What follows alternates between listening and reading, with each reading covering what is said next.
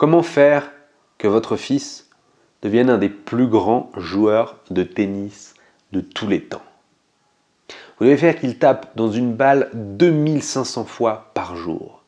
Ça fait 17 500 fois par semaine et ça fait presque 1 million de fois par an. C'était en tout cas la stratégie du père d'André Agassi, un Iranien arrivé aux États-Unis dans les années 60 et qui a tout fait pour que ses fils, ses 4 enfants, deviennent joueurs de tennis professionnels. Et c'est le dernier, André Agassi, qui est devenu un des plus grands joueurs de tennis de tous les temps. Son livre, Open, une autobiographie, raconte son histoire, comment son père l'a entraîné, ensuite comment il l'a envoyé dans une académie de tennis et comment il a commencé à gagner ses premiers matchs. Il a commencé à devenir pro à 16 ans et à 19 ans, il était en finale à Roland-Garros il était en finale d'un tournoi du Grand Chelem. C'est incroyable qu'à 19 ans, il était déjà à un niveau aussi élevé. Et à 35 ans, il a participé à sa dernière finale du Grand Chelem, donc il a toujours réussi à maintenir un niveau extrêmement élevé. On pourrait trouver ça normal aujourd'hui qu'un joueur, un des meilleurs joueurs du monde, soit aussi souvent en finale, parce qu'on entend toujours que Djokovic, Nadal et Federer vont gagner ou sont en finale. Je crois que c'est arrivé une fois en 15 ans qu'il n'y en ait pas en moins un des 3 en finale. C'est juste terrifiant. Et je pense qu'il n'y a eu aucune demi-finale de tournoi du Grand Chelem depuis 15 ans où il n'y a pas eu un des 3. Bref, c'est pas normal. Avant, un joueur qui a réussi à atteindre 13 fois les finales des Grands Chelems, a réussi à atteindre 13 finales de tournoi du Grand Chelem, c'était déjà des immenses champions. Peut-être il n'y a eu que Pete Sampras ou alors Björn Borg qui avaient ce niveau d'intensité et étaient capables d'être présents aussi souvent en finale. Donc André Agassi, en atteignant 15 fois les finales, en atteignant 15 finales de tournoi du Grand Chelem et en remportant 8 titres, est définitivement un des plus grands joueurs de tennis de tous les temps. Et dès 19 ans, il était capable d'y arriver, quand bien même ça a été difficile. Il a pensé à abandonner, il déteste les règles, il avait cette coiffure ridicule qui en fait servait très, très vite à camoufler une calvitie naissante très précoce. Donc il n'avait pas envie d'être rebelle, il avait juste envie de montrer à quel point il détestait le tennis, mais qu'il était obligé d'y jouer parce qu'il ne savait rien faire d'autre. Il dit que le jour où il a accepté son premier chèque, parce qu'il avait gagné un tournoi, je pense que c'était même pas en première ligue, en première division, c'était des sortes de tournois un peu comme ça de seconde division. Le jour où il a accepté, il a dit que il avait conscience que toutes les autres opportunités se fermaient. Il devait jouer au tennis, quand bien même il déteste ça. Et donc, il a toujours été à un très bon niveau, il a toujours atteint et fait des choses incroyables chaque année. Même ses mauvaises années, il a atteint une finale de tournoi du Grand Chelem, il a gagné le tournoi de fin d'année des 8 meilleurs joueurs du monde, et en 96, qui était déjà une mauvaise année, il a gagné les Jeux Olympiques. Donc, au final, la seule très mauvaise année d'André Agassi, c'est 1997, où il sort des 100 meilleurs joueurs mondiaux et où, dans sa vie personnelle également, les choses ne vont pas bien. Dans sa vie personnelle et celle de son entourage. Il a été très fidèle vis-à-vis de ses entraîneurs, il en a eu 3, de ses coachs sportifs, de ses coachs spirituels même, et il a toujours été très, très fidèle, donc il n'y a pas eu beaucoup de gens. Mais quand ces personnes-là souffraient, eh bien, il souffrait avec eux. De la même manière, lorsque les autres personnes de son staff le poussaient, eh bien, il jouait mieux. C'est une personne très, très sensible qui a joué au tennis parce qu'il était excellent et quand bien même il détestait ça. Il n'a jamais cherché à être un rebelle ou un enfant terrible, il était juste pas bien dans sa peau, en fait. Et petit à petit, on voit l'évolution de ce jeune adolescent rebelle extrêmement talentueux qui avant même 97, et donc cette année vraiment où il pète les plombs, a eu des moments difficiles et à chaque fois a réussi à se relever. En fait, 97, c'est juste, pour moi, une évolution logique d'un quelqu'un qui mûrit, qui devient plus mature. À chaque fois, il avance, il apprend mieux. Et en 96, fin de l'année 96, il touche vraiment le fond parce que un petit jeune qui l'avait aidé, qu'il avait rajouté dans son staff parce que c'était un jeune un peu paumé, mais qui lui s'entendait bien. Il l'a fait rentrer dans son staff comme assistant personnel. Et en 96, celui-là a commencé à prendre du crack parce que sa femme sa copine est tombée enceinte et ils n'avaient pas prévu ça, donc ça lui faisait peur. Et André Agassi, comme j'ai dit, très sensible à tout ce qui se passait autour de lui, a pris du crack. Alors si j'ai bien compris, en anglais on appelle ça du gack, mais franchement gack, ça le fait pas trop. Donc il a commencé à prendre du crack et en 97 il a été contrôlé positif. Donc c'était un moment extrêmement difficile. Il a eu peur de perdre sa carrière professionnelle, de décevoir toutes les personnes qui croyaient en lui. Donc ça a été un des éléments déclencheurs de cette année. Un autre élément, c'est qu'en 97, son couple battait de l'aile. Il n'a jamais eu de relation stable de plus de 2 ans.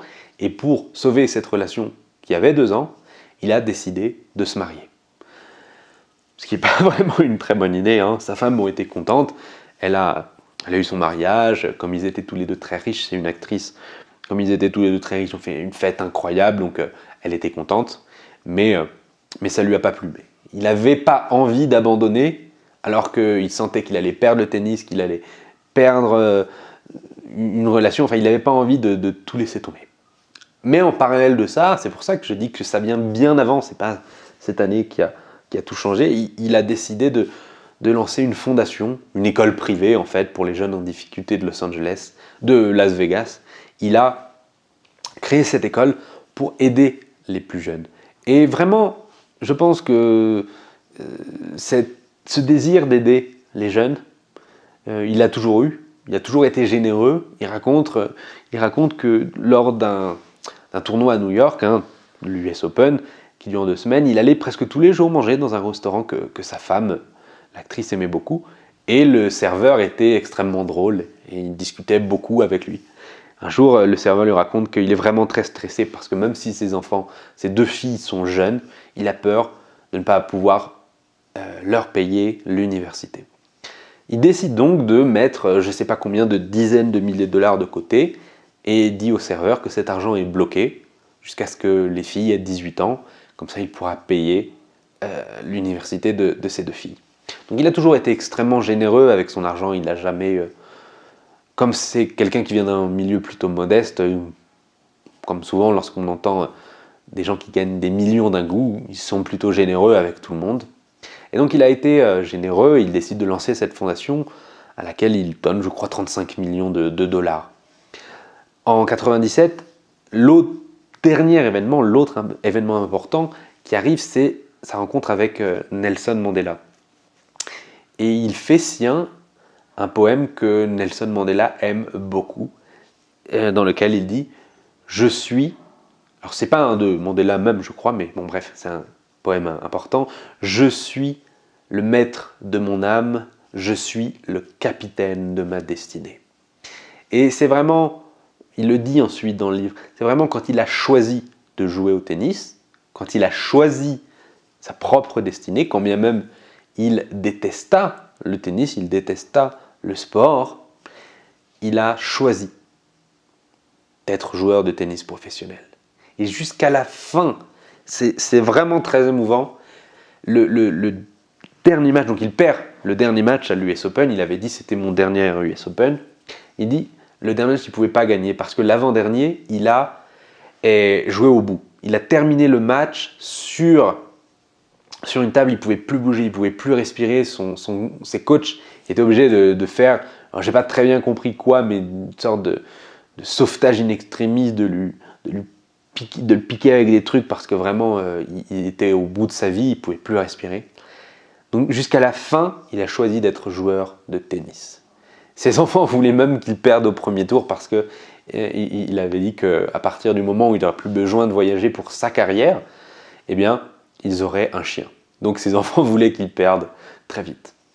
Et jusqu'au bout, parce qu'il a choisi, et il a fait encore des grandes choses. Il a toujours été très bon, en fait. Il n'a jamais été un mauvais joueur. Il y a vraiment qu'en 97 où mentalement, il n'arrivait plus à jouer au tennis. Mais il a choisi sa destinée. Il a pris son courage à deux mains. Bon, cette expression veut un peu tout et rien dire, mais il a choisi sa destinée. Il a accepté le tennis. Et il a joué. En 99, il revient, donc 98 c'est déjà une meilleure année, 99 il gagne Roland Garros et l'US Open. Ce qui fait qu'il a gagné les 4 tournois du Grand Chelem, plus les Jeux Olympiques, la médaille d'or. C'est le premier joueur homme à gagner les 4 tournois du Grand Chelem et la médaille d'or. Et la même année, la vainqueuse, j'ai un doute là, quand même c'est un peu chelou, mais la femme qui a gagné Roland Garros en même temps que lui, c'est Steffi Graf. Et il a toujours eu un truc avec elle, il a toujours été intéressé par Steffi Graf. Il a essayé de la rencontrer plusieurs fois, mais elle n'a jamais vraiment donné suite. Et en 99, il voit un signe du destin. Son entraîneur lui dit que, comme ce sont les 2 seuls joueurs à avoir fait ça, ils sont faits pour être l'un avec l'autre.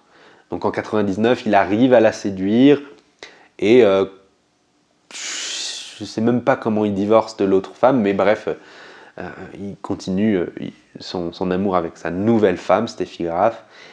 Et lors du 2e rendez-vous, il lui dit qu'il déteste le tennis. Je pense qu'il dit ça un peu pour la choquer. Elle le regarde, mais qui ne déteste pas le tennis? Alors je ne sais pas si pour être champion dans ce sport, il faut le détester un petit peu. C'est possible, mais en tout cas, eh bien, les deux étaient faits l'un pour l'autre. Ils se sont mariés en 2001, ils ont eu un enfant quelques jours après le mariage. Ils ont fait un mariage simple, avec juste leur maman, même pas leurs parents. Bon, le père d'Agassi n'avait même pas envie d'aller au mariage, donc il n'était même pas allé au premier. Donc, bon, c'était une personne un peu bizarre. Et voilà, il a accepté sa destinée et tout a fonctionné pour lui. Je pense que c'est vraiment l'idée du livre. Choisissez ce que vous faites. Choisissez-le, acceptez-le. Enfin, une dernière anecdote amusante. Les deux, le couple, détestent tellement le tennis qu'ils ont tout fait pour en protéger leur fils, pour qu'il ne devienne pas joueur de tennis professionnel. Ça montre à quel point les deux ont été marqués par une relation d'aine et d'amour vis-à-vis de ce sport. Le livre est très intéressant à lire, mais si vous n'aimez pas le tennis, il y a des passages qui risquent d'être un peu chiants. Je le dis vraiment comme ça parce que c'est assez long et il y a des détails. Moi, j'ai trouvé le livre passionnant parce que j'adore ce sport.